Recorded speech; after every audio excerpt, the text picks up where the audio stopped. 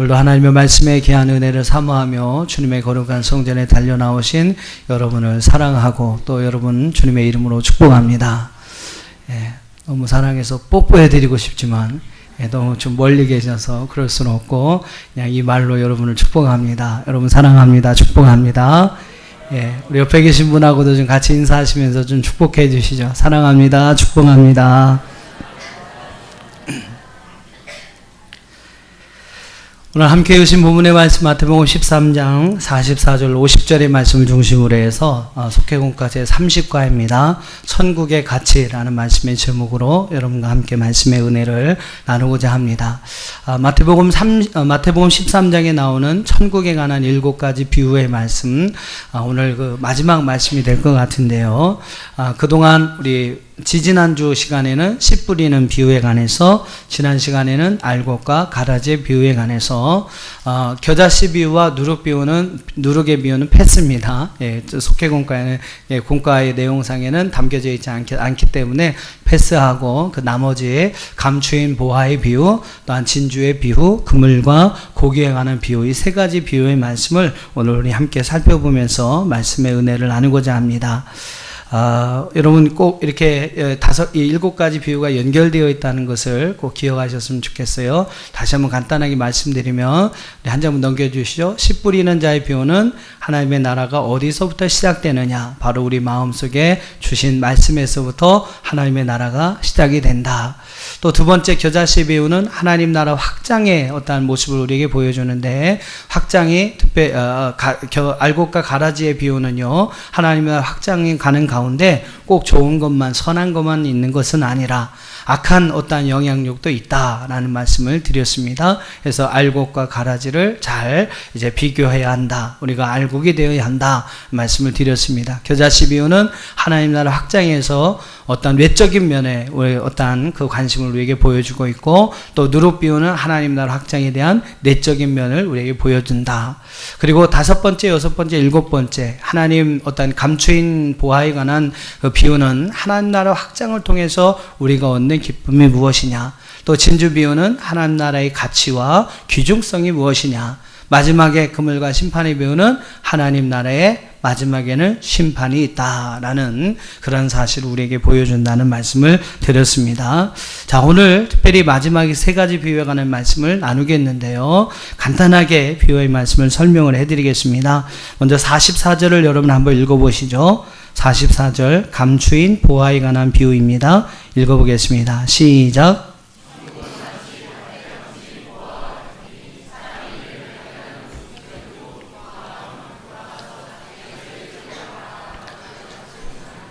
한 농부가 자기의 밭은 아닙니다. 이제 소작을 바꾸서 일을 하는 그런 농부입니다만, 열심히 이제 땅을 파면서 일을 했어요. 근데 그러다가 그 땅 속에 감춰진 보화를, 아주 진귀한 보화를 발견을 하게 됩니다.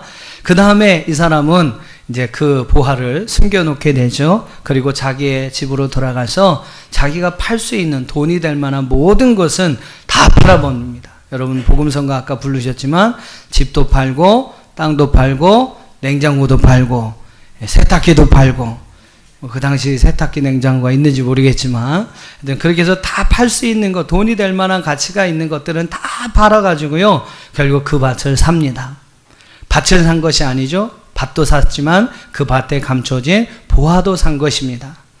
그것이 이제 바로 감춰진 보화에 관한 비유의 말씀이고요. 자, 그 다음에 45절과 46절 진주 비유에 관한 말씀입니다. 같이 읽어보겠습니다. 시작.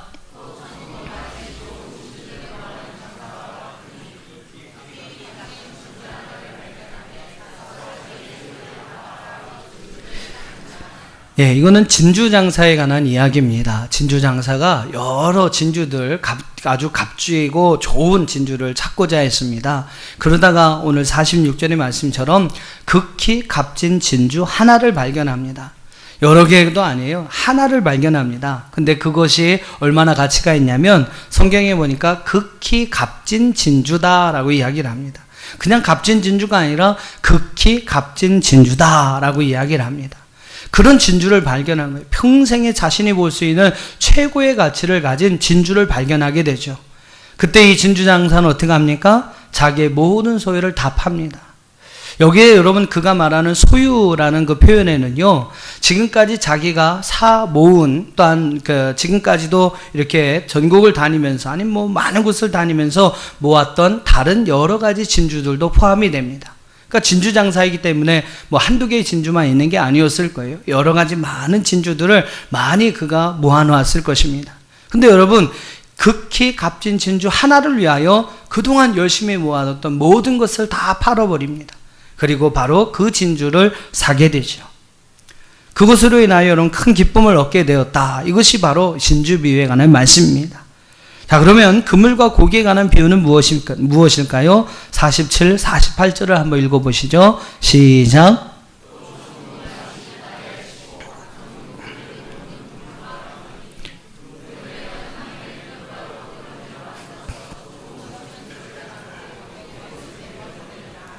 예, 어부에 관한 이야기입니다. 밤새 그물을 쳐서 고기를 잡았습니다. 많은 고기를 잡았어요. 그리고 그 고기를 잡아가지고 물가로 나옵니다.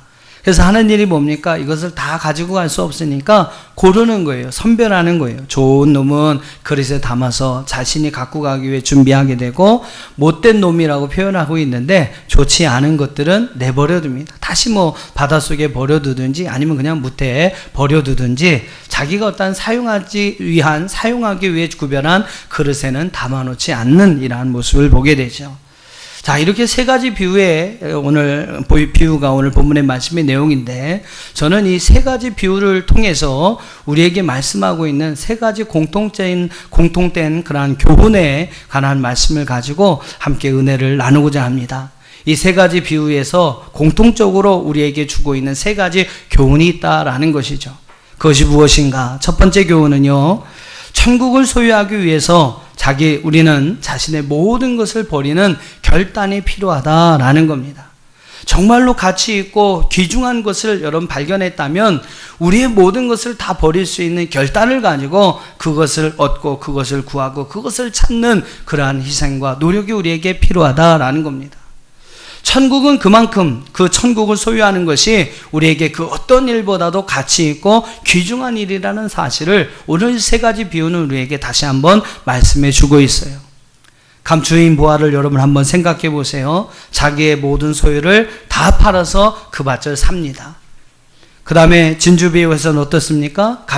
극히 값진 진주 하나를 위하여 그동안 자신이 모아뒀던 모든 진주, 모든 소유를 다 팔아버립니다. 버리는 결단이 없다면 여러분 새로운 것을 취할 수도 없는 것이죠. 또 여러분 그물의 비유를 보세요. 그 잡은 고기를 다 갖고 가면 좋겠지만 담을 수 있는 그릇에 한계가 있습니다. 그래서 이 어부는요, 자기가 수고하여 잡은 고기입니다만 그것을 선별합니다. 그래서 좋은 고기는 그릇에 담고 못된 것은 내어버립니다. 좋은 고기를 담기 위해서는 여러분 못된 고기들을 버릴 수 있는 그러한 결단이 필요하다라는 거예요. 이 세 가지 비유는 이 사실을 우리에게 분명히 이야기합니다. 좀 더 귀중한 가치를 얻기 위해서는 우리가 지금까지 가치로 여겼던 모든 것을 잠시 포기하고 내려놓는 결단이 필요하다는 것이죠. 특별히 여러분 천국이라는 것이 그렇다는 것입니다. 이렇듯 천국은 우리의 모든 것을 팔거나 때로는 우리의 모든 것을 버리는 결단을 통해서 우리가 반드시 가져야 할 귀중한 가치라는 사실을 이 세 가지 비유는 우리에게 말씀해 주고 있습니다. 어제까지 우리 어린이부 제자훈련반 친구들과 함께 2박 3일의 비전 여행을 했습니다. 우리 천안에서는 좀 비가 많이 내려서 많은 분들이 이렇게 좀 걱정을 하시면 저한테 많은 기도와 또 이렇게 전화를 해 주셨었는데요. 저희가 출발하면서 저도 일기예보를 봤기 때문에 좀 한번 걱정은 됐습니다. 그러면서도 저는 믿음을 믿었어요. 그 순수한 아이들의 믿음을 믿어서 아이들에게 제가 그런 얘기를 했습니다. 야, 우리 이번 2박 3일 여행하는 동안 비 한 방울도 안 맞는다면 우리 이거 기적이다. 우리 기적을 체험하는 거다. 우리 기적을 한번 체험해보자. 예, 그래서 저는 솔직히 많이 기도는 못했는데 우리 어린이들이 많이 기도한 것 같아요. 참 놀라운 사실은 그럼 천안 비 엄청 많이 왔죠. 근데 저희는 가는 곳마다 비가 안 왔습니다. 소위 비 사이로 막 가. 예, 비 사이로 막 갔어요. 여러 천안에 비가 많이 온 날 제 핸드폰에도 문자가 왔더라고요. 무슨 긴급 재난 무슨 청에서 문자가 왔습니다. 집중 호우로 인하여 침수 이런 걸 대비하십시오 하는 문자가 왔는데, 거기에 가로치고 뭐라고 떴냐면 강화 웅지는 제외. 근데 저희가 거기에 있었거든요. 예. 제외된 곳에 하나님께서 저희들을 딱 있게 하셔서 비전 여행을 참 잘 비 한 방울 진짜 안 맞고 아주 기적을 경험하면서 아이들과 이제 비전 여행을 잘 마치고 왔습니다. 날씨가 너무 더웠으면 저희 일정을 다 소화를 못했을 거예요. 애들이 그냥 어린 학생들이니까 조금만 더워도요, 막 안 가요, 막 더워요, 막 다 뒤집어져요. 근데 너무 더웠으면 아마 저희가 계획한 일정을 다 소화를 못했을 텐데, 적당하게 흐린 날씨, 비 오기 바로 직전에 흐린 날씨 아시죠? 예, 그런 날씨였기 때문에 우리 아이들하고 참 이 더운 여름철입니다만 그럼에도 불구하고 최상의 조건에서 우리 비전 여행들을 참 은혜롭게 잘 마치고 왔습니다. 그 비전 여행을 하면서 마지막 어저께였죠. 셋째 날에 저희가 갔던 곳이 그 양화진에 있는 외국인 선교사 묘원입니다. 그곳을 가서 외국 선교사님들이 어떻게 이 한국에 오셔서 그들의 어떤 희생을 통해서 이 한국에 하나님의 복음이 전파되었고, 또 성경의 말씀들이 어떻게 우리 손에 오게 되었는지를 아이들과 함께 공부를 했습니다. 아이들도 많은 감동을 받았고, 받은 것처럼 보였고, 저도 많은 은혜와 감동을 받고 돌아왔습니다만, 그 양화진 그 선교사 묘원에 최초로 안장된 분이 있습니다. 바로 미국의 의료 선교사였던 헤론이라는 그러한 분인데, 이 헤론은 참 젊은 나이에 27, 28 밖에 안 되는 젊은 나이에 오늘 우리나라 이 조선 땅에 와서 의료 봉사, 의료 선교사로서의 귀한 일을 행하게 됩니다. 그 장래가 촉망되고 아주 유능한 젊은이였는데, 하나님의 부름을 받고 자기 미국에 있지 아니하고 우리나라 와서 병원도 없는, 또 학교도 없는, 아무런 이런 혜택을 누리지 못하는 조선 땅에 와서 그 많은 사람들을 위해서 정말로 헌신적으로 일을 하면서 치료해 주면서 많은 사람들에게 복음을 전하게 됩니다. 그러다가 참 이질에 걸려서 이제 그런 사람들하고 계속 접하면서 그들을 돌보다가 또 이제 자기의 저항력도 떨어지니까 결국 그 사람이 조선에 온 지 5년 만에 이질에 걸려서 죽음을 당하게 됩니다.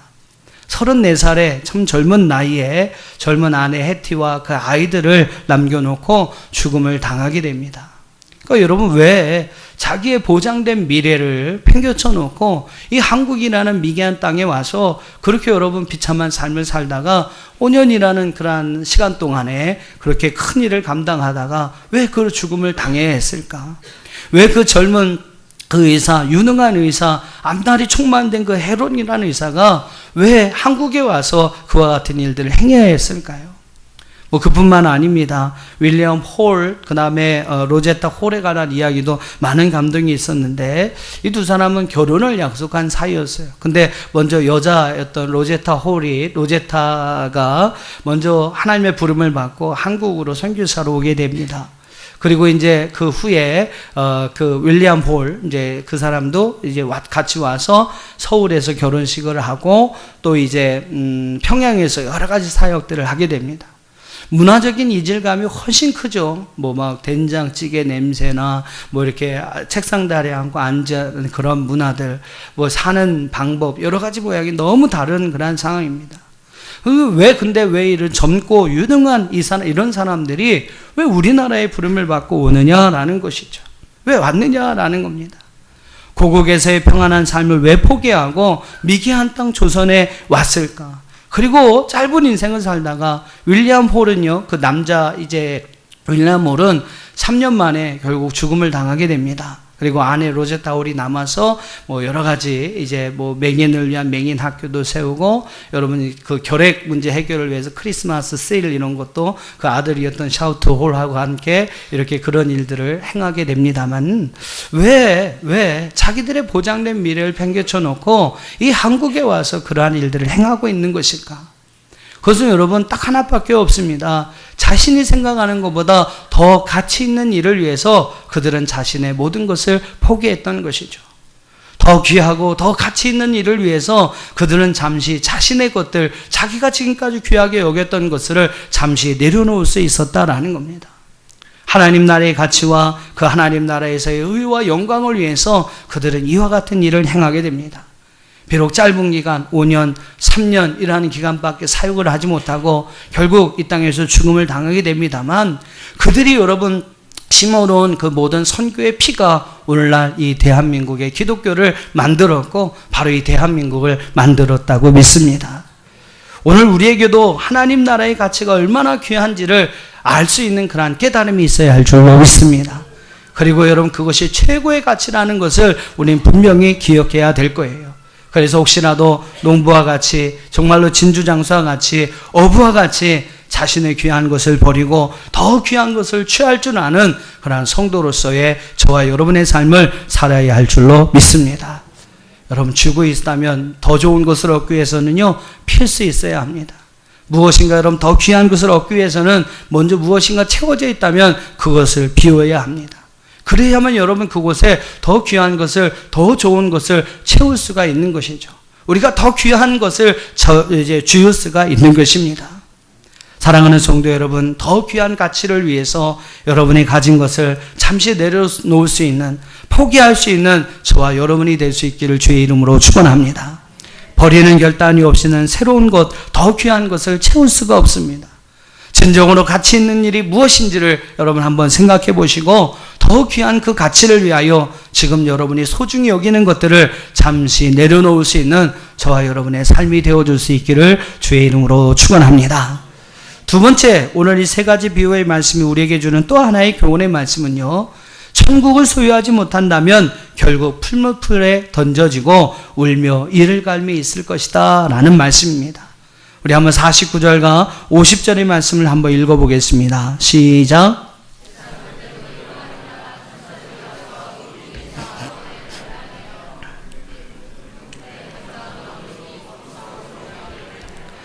예, 여러분 왜 천국을 소유하는 것이 소중한 일일까요? 한 가지 중요한 이유가 있다면 뭐 여러 가지 이유가 있겠습니다만 한 가지 중요한 이유가 있다면 여러분 천국을 소유하지 못하면 우리는 결국 풀무풀에 던져질 수밖에 없는 신세라는 것입니다. 감춰진 보화도 마찬가지예요. 여러분 자기의 소유를 다 팔아서 그 밭을 잔 사람, 그 사람이 누리게 될 여러분 한번 감격을 생각해 보시길 바랍니다. 밭만 산 게 아니잖아요. 그 안에 있는 보화를 샀습니다. 그 밭과 보화를 함께 얻었던 그 농부의 마음을 여러분 한번 생각해 보세요. 아마 그가 그 밭을 사지 못했다면 뭐 여러 가지 이유 때문에 그 밭을 사지 못했다면 그는 정말로 땅을 치며 후회하는 일들이 그의 인생 가운데 계속 있었을 것입니다. 아니면 뭐 이제 가면 이제 도덕 복장을 하면서 이제 남의 밭에 있는 그 보화를 훔쳐와야만 했겠죠. 그러나 자기 것을 다 포기하고 결국 그 밭을 샀을 때 그는 그 밭에 있는 그 보화와 함께 큰 은혜와 기쁨을 얻을 수 있게 되었다는 것입니다. 진주 비유도 여러분 한번 생각해 보세요. 진주 장사가 그 진주의 가치를 알고 있습니다. 자기가 발견한 그 가치가 그 진주가 그 어떤 진주보다도 값지고 귀중하다는 것을 누구보다 더 잘 알고 있는 것이 바로 여러분 이 진주 장사입니다. 근데 그 사람이 그 진주를 얻지 못한다면, 그것을 여러분 갖지 못한다면 그의 기분이 어떻겠습니까? 진짜 그 귀한 가치를 아는 사람은 여러 가지에 집중하지 않습니다. 정말 귀한 것임을 안다면 그것 하나를 위하여 자기의 모든 것을 투자할 수가 있는 것이죠. 1970년대 삼성전자는 솔직히 뭐 별거 아니었습니다. 그때 여러분 이건희 회장을 중심으로 해서 이 삼성전자가 새로운 발돋움을 하기 위해서 여러 프로젝트를 진행하게 돼요. 그 중에 하나가 바로 이 반도체 산업에 관한 그러한 관심이었습니다. 이 당시에 이건희 회장이 세계 3대 발명품이다라고 주장하는 것이 있었습니다. 그게 무엇이었냐면 바로 이 원자력, 또 뭐 주식회사, 그 다음에 반도체, 이 세 가지가 그 당시에 이건희 회장이 주장했던 세계 3대 발명품이다라고 했다고 합니다. 그래서 그때부터 이 삼성이 반도체에 관한 관심을 가지고 막 이제 투자하려고 했던, 새로운 전성기를 한번 맞아보려고 했던 그러한 계획들이 있었습니다. 근데 뭐 많은 사람들이 부정적인 견해를 냈죠. 아직 시기상조다. 우리가 어떻게 미국이나 일본을 이길 수 있겠느냐. 그러면서 푸념이 섞인 그런 어떤 이제 부정적인 견해를 가지고 이제 많이 이제 그런 어떤 이야기들이 빠르게 추진되지 못했습니다. 근데 그러다가 1973년에 전 세계적으로 오일 쇼크가 옵니다. 그때에 우리나라 최초의 반도체 기업이었던 한국 반도체가 경영 위기로 인하여 결국 그 회사를 팔아야 하는 그러한 상황이 왔습니다. 삼성으로서는 이게 기회다. 우리가 이제 새로 반도체 어떤 사업을 통해서 새로운 어떤 이제 부흥을 이뤄갈 수 있는 새로운 기회다라고 생각을 해서 그 한국 반도체를 인수하려고 여러 가지 이제 많은 일들을 행하게 됩니다. 근데 많은 그 임원들이나 많은 사람들이 뭐 자금 부족을 이유로 이제 안 된다는 거죠. 게임이 안 된다는 겁니다. 미국하고 일본하고 해서 이제 우리가 도저히 경쟁에 이길 수 없으니까 이건 할 수 없는 일이다 생각하고 뭐 이유는 자금 부족이었습니다. 그러면서 계속 반대를 해온 거예요. 근데 이때 여러분 이건희 회장이 위대한 결정을 합니다. 자기의 전 재산을 거기에 다 투자를 해요. 자기의 어떤 사채를 다 투자를 합니다. 자기는 뭐 가족, 자기가 지금까지 벌어놨던 모든 재산을 다 거기에 투자를 합니다. 제 사재를 보태겠습니다. 모자라는 회사의 자금이 있다면 나나 내 가족의 모든 사재를 다 털어놓겠습니다. 그래가지고 여러분 한국 반도체를 인수하게 되었습니다. 그리고 그로부터 10년 후에 1983년에 만 10년 만에 이 반도체는 삼성의 핵심 산업으로 인정을 받게 되고 오늘날에 바로 삼성을 만드는 핵심 동력이 되었다라는 겁니다. 장사하는 사람에게는 여러분 바로 이런 마음과 이런 결단이 필요한 것이죠.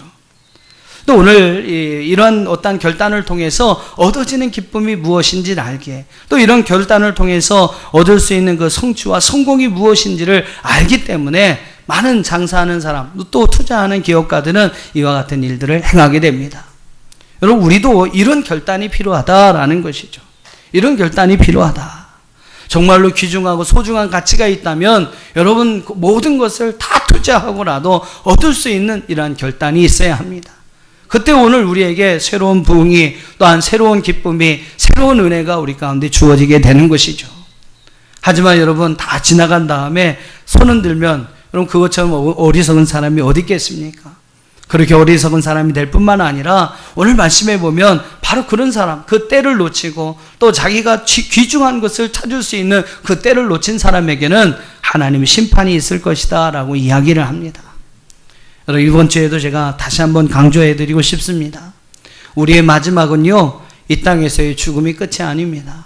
여러분 육신의 어떠한 몸을 입고 살아가다가 우리가 죽음을 당하게 될 텐데 우리의 끝은 그 죽음이 아닙니다. 우리의 진정한 끝은 바로 하나님 앞에서의 심판임을 믿으시기를 바랍니다. 그 마지막 심판을 따라서 우리의 영혼의 문제가 결정이 되는 거예요. 우리가 예수의 피로 구원을 받지 못한다면 우리는 하나님의 심판을 받고 영원한 형벌이 주어지게 될 것입니다. 그날 그때에 하나님 앞에 심판을 받게 될 것이 있다면 우리는 과감히 버릴 수 있어야 합니다. 그것이 바로 세상을 살아가는 동안 얼마나 귀한 것, 또한 그것이 세상을 여러분 살아오시는 동안 여러분이 귀하게 여기셨던 것이라 할지라도 그 심판의 날에 우리에게 거리낌이 되는 것이라면 우리는 그것을 과감하게 버리고 그날에 칭찬이 될 만한 것을 취하는 삶을 살 수 있어야 한다라는 겁니다. 버려야 할 것이 무엇이고 취해야 할 것이 무엇인지를 한번 여러분 꼭 생각해 보세요. 그리고 그 하나님의 심판 앞에 거리낌이 될 수 있다면 과감히 버리시고, 또 그날에 우리에게 칭찬과 상급이 될 만한 것이 있다면 여러분 과감하게 취하시는 저와 여러분이 될 수 있기를 주의 이름으로 축원합니다. 그래서 이제 우리의 마지막이요, 울며 이를 가는 풀물풀 속에 던져지는 우리의 삶이 아니라 하나님 나라에서 하나님이 주신 영광과 축복을 누리는 복된 삶을 살아가는 저와 여러분이 될 수 있기를 주님의 이름으로 축원합니다. 마지막 오늘 이 세 가지 비유가 우리에게 공통적으로 주는 또 한 가지 교훈의 말씀이 있어요. 한번 따라해 보세요. 천국은 일하는 자에게만 주어지는 영광이요 축복입니다. 믿으시길 바랍니다. 여러분 하나님의 나라는 일하는 자에게만 주어지는 영광이요 축복인 줄로 믿습니다. 오늘 여러분 본문의 말씀에 나오는 주인공들을 한번 보세요. 감추인 보화에 나오는 주인공, 농부 아닙니까? 농부.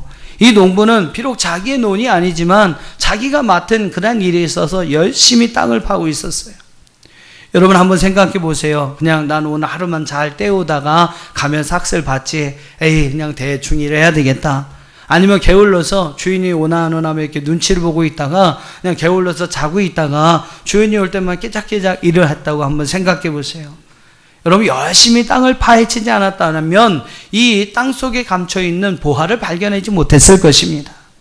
열심히 일한 그 농부에게 자기에게 주어진 일에 최선을 다한 그 농부였기 때문에 그는 그 땅 속에 감춰 있는 보화를 발견할 수가 있었던 것입니다. 진주 보화도 여러분 마찬가지예요. 진주 장사가 주인공이 아니겠습니까? 그는 전국을 막 돌아다니면서 값진 진주를 찾고자 했습니다. 그래서 결국은 그의 눈에 극히 귀한 값진 진주 하나를 발견하게 됩니다. 여러분 그 진주를 발견하기까지 그가 얼마나 많은 수고와 노력을 했을까요? 전국 방방곡곡을 다니면서 아마 그 귀한 진주를 찾기 위해서 그는 많은 수고와 노력을 행하였을 것입니다. 예전에도 어떤 이렇게 TV에 보니까요, 그 골동품을 수집하는 사람 이야기가 나옵니다. 얼마나 부지런히 일주일 동안 어쩔 때는 막 전라도에 가 있다가 일주일 동안 월요일 화요일은 전라도에 가 있다가 또 화요일 수요일은 뿅 하고 막 경상도에 가 있고 또 금요일 토요일은 뿅 해서 막 강원도에 가 있고 막 사람도 살지 않는 막 첩첩산중 막 이런 데 버려진 그런 마을 도시 이런 데를 찾아다니면서 그리고 골동품 이런 거를 찾기 위해서 그렇게 막 다니는 사람들이 있습니다. 그럼 그런 사람들이 한번 수고를 생각해 보세요. 이런 여러분 값지고 귀한 여러분이 가치 있는 것들은 그냥 얻어지는 게 아니죠. 진주장사와 같이 여러분 열심히 자기가 해야 할 일, 그것을 찾기 위해서 수고하고 노력하는 자에게만 얻을 수 있는 바로 귀중한 것은 그런 사람에게만 얻을 수 있는 것이라는 사실입니다. 여러분 고기 잡는 어부도 마찬가지 아니겠습니까? 보통 여러분 이렇게 투망을 해보셨는지 모르겠지만 그것을 이렇게 하면 보통 10번 이렇게 던져야 한두 마리 이렇게 고기가 잡힌다고 합니다. 그러니까 여러분 소음없이 많은 고기를 잡으려면 얼마나 많은 그물을 던져야 할까요? 밤새 여러분 그물을 내렸던 이 어부의 모습을 한번 생각해 보세요. 배 한가득 또 이렇게 고기를 잡기 위해서 수고했던 그 어부의 노력을 한번 생각해 보십시오. 여러분 귀한 것은 거저 얻어지는 것이 아닙니다. 그만한 수고와 노력이 있었기 때문에 그만한 수고의 땀이 있었기 때문에 피눈물 나는 그러한 고통이 있었기 때문에 그것을 감수한 자에게만 주어지는 영광과 축복이 바로 여러분 귀중한 것을 얻게 되는 것입니다. 바로 여러분 천국이 그와 같다라는 것이죠. 천국은 아무에게나 주어지는 것이 아닙니다. 마지막 정말로 하나님을 위해서 희생하고 헌신하고 하나님의 영광을 위해서 정말로 땀 흘리며 헌신하며 수고한 자에게 주시는 것이 바로 하나님 나라의 영광과 칭찬과 상급인 줄로 믿습니다. 우리는요 마지막 때에 일꾼 성도가 되어야 합니다. 한번 따라해 보세요. 일꾼 성도가 되자. 일꾼 성도가 되자. 예, 농부든 진주 장사든 어부든 무슨 직종에 있느냐는 중요하지 않습니다. 그냥 다만 자기에게 주어진 그 자리, 이 자리가 바로 나를 하나님께서 보내주신 하나님이 파송하여 주신 나의 자리다. 복음의 자리다. 믿음의 자리다. 여러분 그걸 생각하면서 여러분 그 자리에서 여러분의 맡겨진 최선의 일들을 다하여 감당할 때에 오늘 우리에게 하나님 나라의 영광과 칭찬과 상급이 있는 줄로 믿습니다. 지금 여러분이 서 있는 그 자리가 바로 하나님이 여러분을 파송시킨 선교사의 자리라는 것을 기억하셨으면 좋겠어요. 그리고 그 자리에서 여러분 어떤 일을 맡았든지 여러분이 할 수 있는 최선의 일을 잘 감당할 때에 하나님께서 바로 그런 자에게 오늘 농부와 같이 또 오늘 진주장사와 같이 오늘 어부와 같이 정말로 값진 것을 귀한 것을 발견하여 그것을 취할 수 있는 또 그것을 취함으로 얻을 수 있는 그러한 기쁨과 감격을 하나님 우리에게 허락하여 주실 줄로 믿습니다. 지금 여러분 하나님을 위해서 무슨 일을 하고 있습니까? 여러분 하나님의 나라를 위해서 지금 무슨 일을 하고 계십니까? 하나님의 나라는 하나님을 위해서 일한 자에게 주어지는 영광과 축복임을 믿으시기를 바랍니다. 그리고 반드시 그 나라를 위해서 일하는 자가 되시기를 주의 이름으로 축복합니다. 특별히 여러분이 마지막 때가 가까이 올수록 해야 할 일들은 많은데 일꾼의 힘이 적다라고 말씀하고 있어요. 교회 여러분 일꾼이 점점 적어질 때 세상에 하나님을 위해서 하나님의 나라를 위해서 일하는 일꾼들이 점점 적어질 때가 바로 여러분 주님이 오실 날이 얼마 남지 않은 때라는 것이죠. 바로 그때에 우리는 더 하나님의 일꾼 되기를 힘써야 할 줄로 믿습니다. 일꾼에게는 반드시 상급이 주어집니다. 그것은 농부가 찾은 감추온 보화와 같이, 진주장사가 발견한 급히 값진 진주 하나와 같이, 어부가 그물로 잡은 고기들과 같이 이 땅에서 우리가 얻을 수 있는 것보다 더 귀한 것으로 하나님은 오늘 우리에게 주어지게 될 것입니다. 소망하고 여러분 기도하기는 바로 이러한 상급을 바라볼 수 있는 저와 여러분, 그래서 여러분의 자리에서 막자 여러분에게 주어진 그 자리에서 여러분에 맡겨진 그 모든 일에 충성을 다하는 일꾼 성도들이 되어지시기를 주님의 이름으로 축원합니다.